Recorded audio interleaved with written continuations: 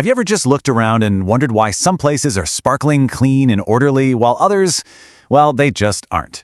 Today, we're going to dig into the real reasons behind the state of civic sense in India. And trust me, the answer is way more complicated than you might think. It's not just about people's habits. It's about history, broken systems, and even psychology. So let's just start by looking at this pretty stark contrast. Okay, let's just dive right into this. Picture this. On one side, you've got a city like Copenhagen. Clean public toilets you can actually use, cars that actually stop for you at a crosswalk, almost no honking, people even line up on escalators. Then, on the other side, you have what's a pretty common reality in many Indian cities, literal mountains of garbage, a never-ending symphony of car horns, and, well, just a general free-for-all in public spaces. The difference is just, it's jarring. So when you see a contrast like that, it's pretty easy to ask a really blunt question, right? Is there something just fundamentally different about the people? Are some cultures just born more orderly, more civilized than others? The answer to that is a hard no. A big no.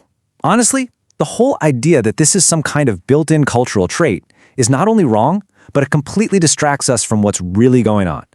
The truth is actually rooted in this complex mix of social history, major system failures, and some deep psychological disconnects that we're about to unpack. So let's get into the first root of the problem. And this is something that gets really interesting and honestly a bit uncomfortable. It's the kind of social rot, something that's been deeply embedded in the society for a long, long time through caste and class. For centuries, a system has existed where the simple act of cleaning isn't seen as, well, as everyone's job. Instead, it's been seen as the traditional work of very specific communities. And what that's done is it's created this powerful, almost unconscious disassociation in people's minds, where the majority just doesn't see cleaning public spaces or even their own mess as their problem. It's always someone else's job. Even historical figures like Gandhi saw this. He tried to elevate the status of sanitation workers, right? He compared them to a mother caring for all of society because he knew how critical their role was. But, unfortunately, the reality on the ground has been the complete opposite of that beautiful idea. And this is where it gets really harsh. The very people who are tasked with keeping society clean are often treated with just profound disrespect. Can you imagine the name for your community being used as a common insult, or being assaulted for just refusing to clean something for free? This deep-rooted prejudice just keeps reinforcing that toxic idea that cleanliness is someone else's dirty work. Okay, so let's move to the second root cause, because this social issue gets piled on top of another massive problem, a complete and total failure of the system itself. Just a severe lack of basic infrastructure. Yeah, we've all heard it, right? It's that common cry of frustration you hear everywhere. People blaming each other for all the chaos, putting all the responsibility on the individual's supposed lack of civic sense. But hang on a second. Let's really pause and think about that. How can we honestly expect people to follow the rules of a system that is either completely broken or, in a lot of cases, just doesn't exist in the first place? I mean, seriously, think about it. If the public toilets are locked or just disgustingly filthy, what are people supposed to do? When there are no footpaths, people have no choice but to walk in traffic. When a 4-lane highway suddenly becomes a 2-lane road with no warning, chaos is pretty much the only thing that can happen. The lack of basic stuff, from dustbins to properly marked roads, doesn't just encourage bad behavior, it practically forces it. And what this all really proves is that our environment dictates our behavior. We adapt. You put anyone in a chaotic, dirty environment, and yeah, they're probably going to contribute to the mess. But take that exact same person and put them in a clean, orderly system, like a shiny new airport or a metro station, and their behavior changes almost instantly. They won't throw trash on the floor because the system itself is telling them, hey, we keep things clean here. And that brings us to the third root of this whole problem, and this one is psychological.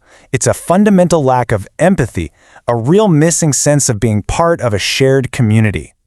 There's this lingering feudal mindset that's still at play.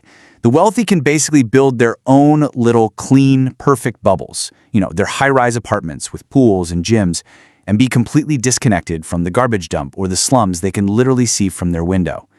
The attitude is, as long as my little palace is clean, the world outside isn't my problem. And that is the polar opposite of what you see in a place like Denmark. They have this concept called samfundssind. It kind of translates to community spirit, but it's deeper than that. It's the active belief that you have a real duty to the people around you, that the public park is your shared living room, not just a place to dump your trash. It's empathy in action. And that's the real core of civic sense. Okay, so if the problem is this huge, tangled mess of social, systemic, and psychological issues, what in the world does a solution, a real blueprint for change, even look like? Well, let's go back to Denmark for a second. The people there don't just separate wet and dry waste. Oh no, they sort their household garbage into 10 different categories. And this isn't because they're just born better people. Not at all. It's because a super robust, well-designed system is in place that makes it possible and makes it the norm. And check this out. Here's another brilliant example of smart design. To tackle plastic bottle waste, instead of just fining people for littering, they created a positive reason to do the right thing. You pay a little extra deposit on a bottle, and when you return it to a machine, you get your money back. It's genius. It turns a piece of trash into something with value.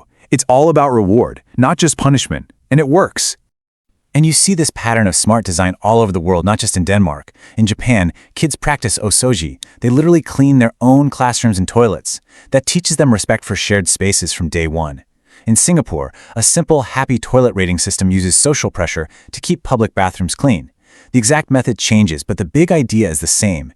You build the systems and the cultural habits that create civic sense from the ground up, starting when you're a kid.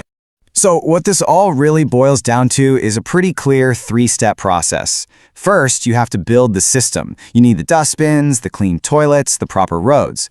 Second, you have to actually teach people how to use that system. And then, and only then, as step 3, you enforce the rules fairly so there's some accountability. You just can't skip to step 3 and expect anything to change. Which leaves us with one last, kind of provocative thought to chew on. We always talk about empathy and civic sense, like to these feelings, things that are inside of us. But maybe they aren't things you're just born with. Maybe they're the direct result of a society that makes a conscious choice to build them, through its systems, through its schools, and through a shared belief that we're all in this together.